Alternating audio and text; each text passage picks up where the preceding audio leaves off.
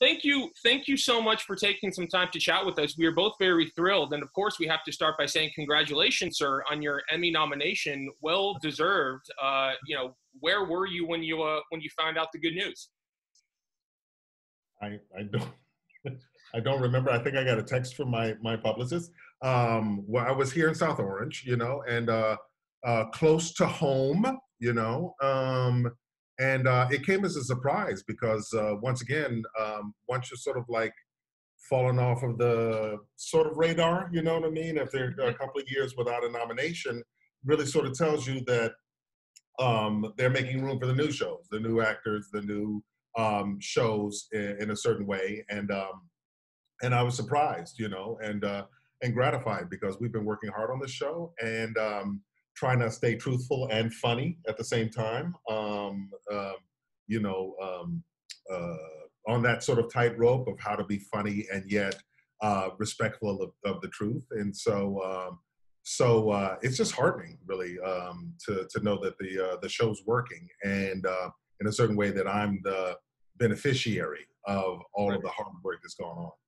Absolutely. Well, you mentioned you heard from your publicist here. I mean, you've been nominated 11 times before, which is a pretty incredible number. So congratulations, first of all, on that. But is there a little part of you this year that's kind of excited to do a virtual Emmys, to like wear your pajamas and have a beer and relax at home instead of getting all gussied up? I won't be wearing pajamas and I won't be having a beer, but I'm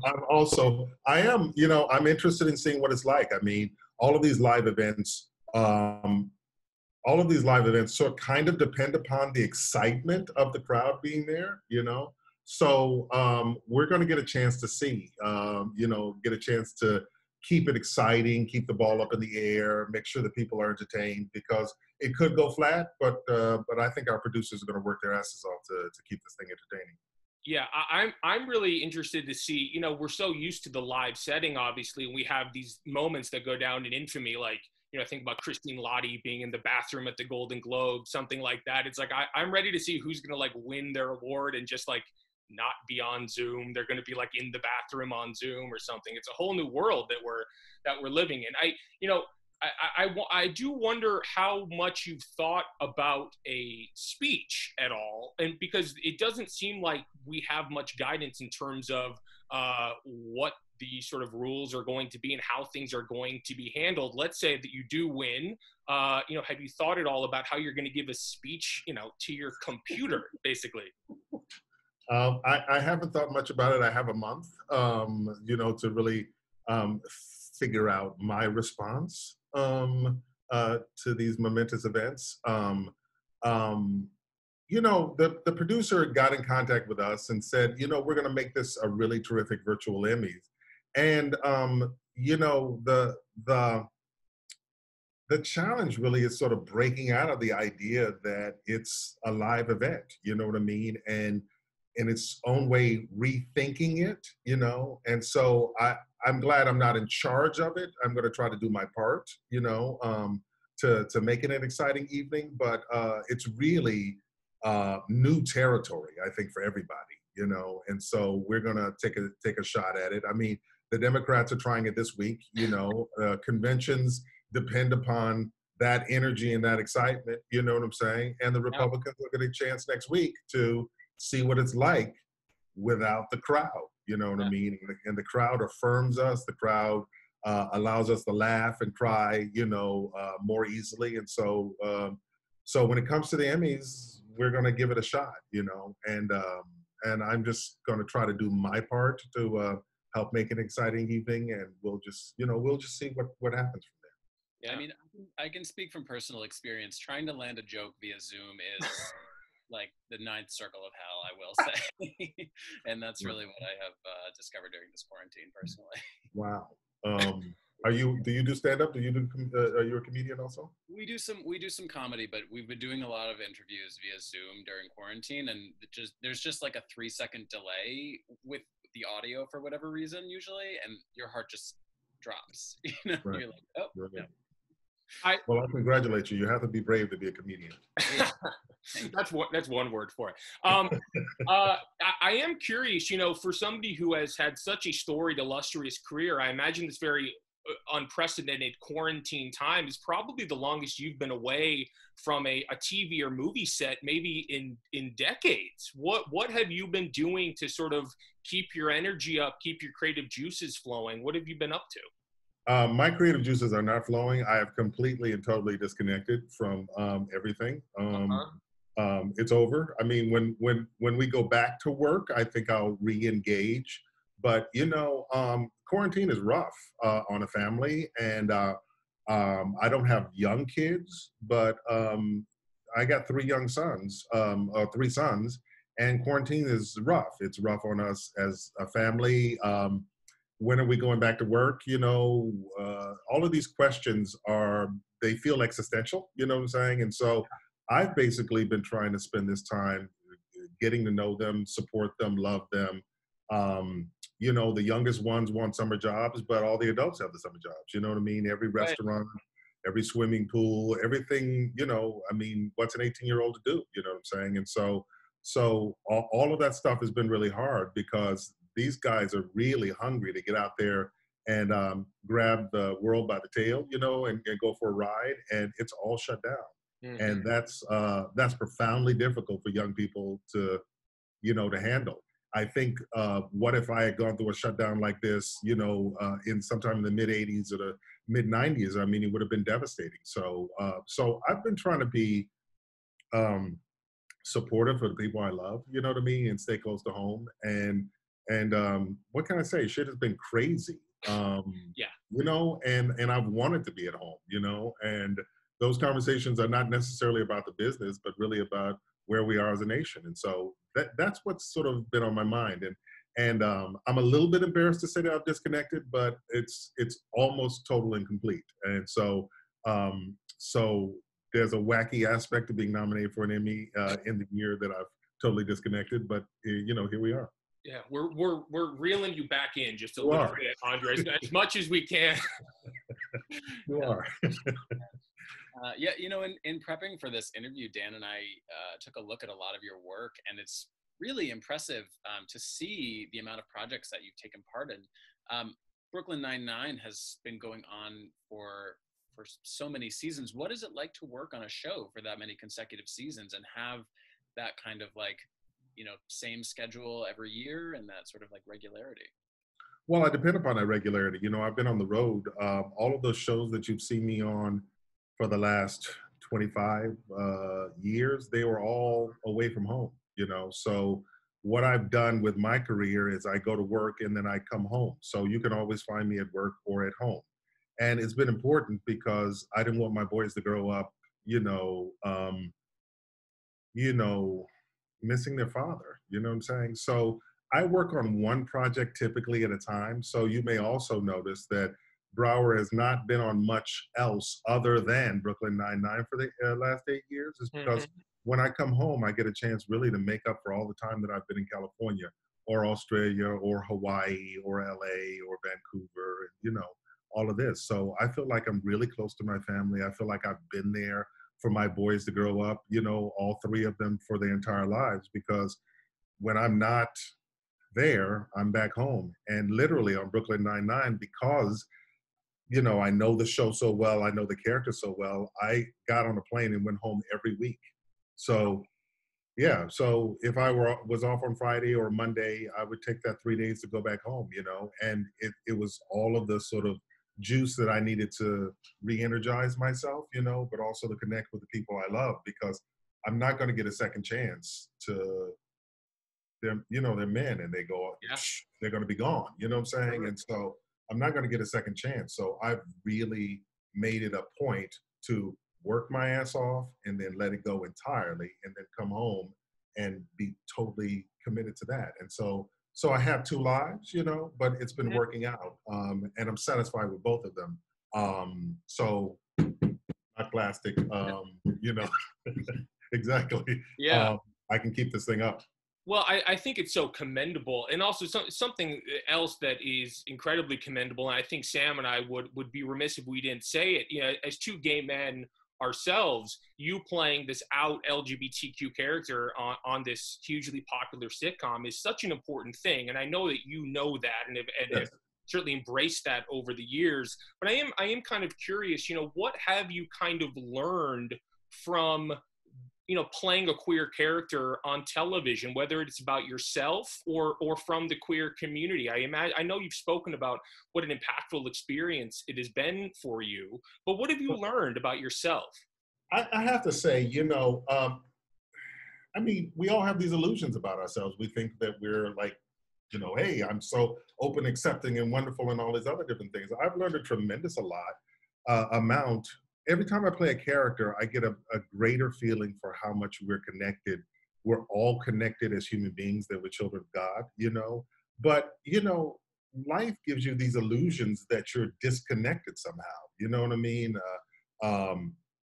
This is the paint job God gave me. These are the genitals God gave me. This somehow makes me different. You know what I mean? And most of these journeys have been about really how close we actually are,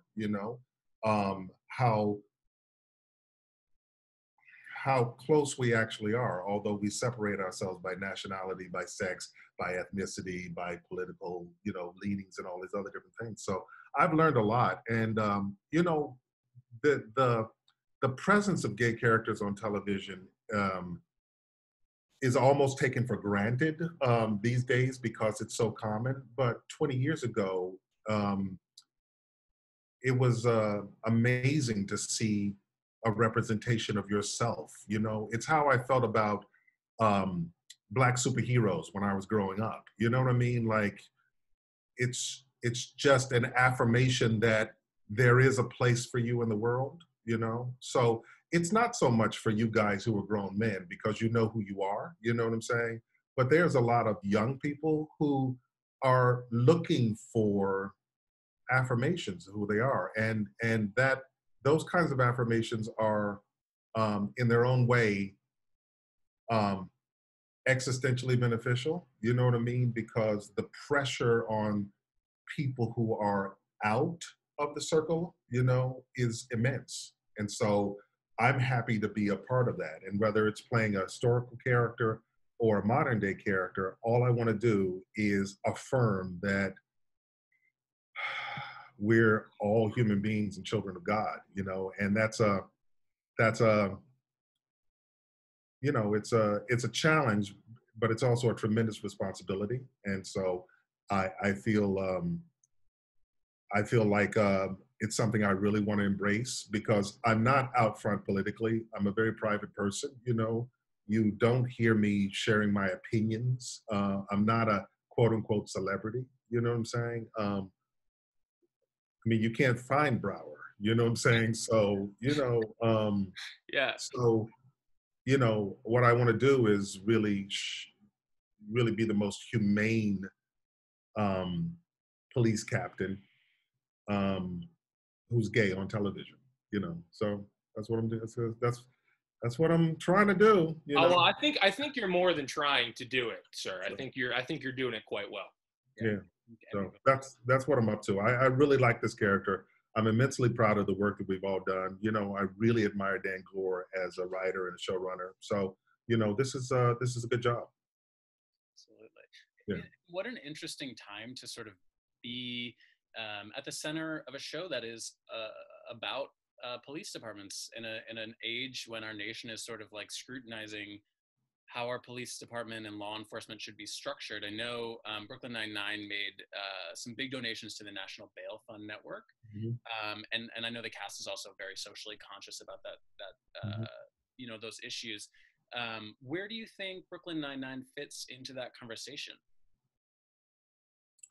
It's a hard conversation to have because the propaganda surrounding police officers, law enforcement is thick. Television is jam-packed with cop shows. I think we owe it to ourselves as filmmakers and truth tellers to let some of that go. and to reverse some of the myths that surround police officers and what they're doing.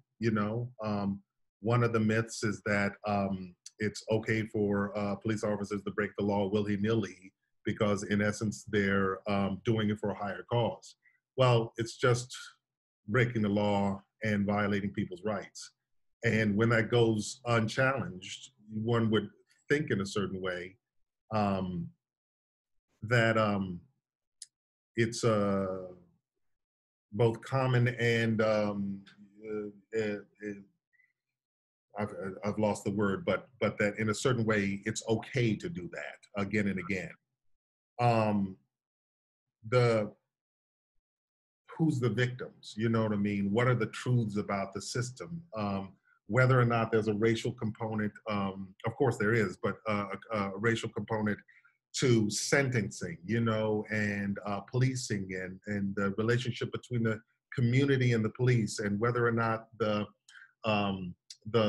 police union actually controls the entire city. Why is all the money going to the police department when people are both hungry, without job training, education is falling, infrastructure is failing? It's really a priority question because we find ourselves on the verge of slipping into a police state unconsciously, of sleepwalking into a place that's in opposition to everything we'd like to believe that we want in a nation. You know what I'm saying? And so, so Brooklyn Nine-Nine which is a comedy, is going to try to hold the mirror up to life and try to talk about some of these different sort of things. It's not an easy challenge. I have a lot of faith in Dan. He's working on the stories right now. We're hoping to go back filming sometime later this fall.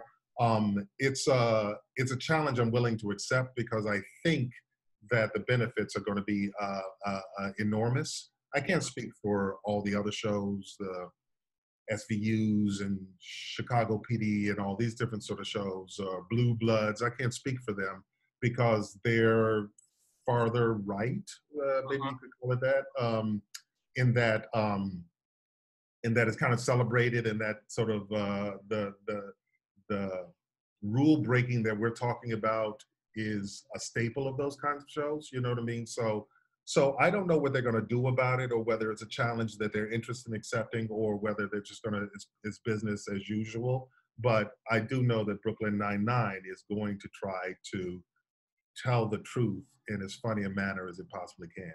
Well, yeah, I mean, I can't wait. I know your former cast member Chelsea Peretti maybe jokingly, half jokingly, said maybe the next season should just be about defunding the police, and I can't wait to see what you guys are going to do, because it is such a unique position that you guys are in because you are a comedy. But I have full faith, and I think I speak for Sam as well. We both can't wait to see what you guys are going to do, because obviously the circumstances that we're talking about are very unfortunate, but it's an opportunity for a show like yours that is run by smart people to really do something interesting.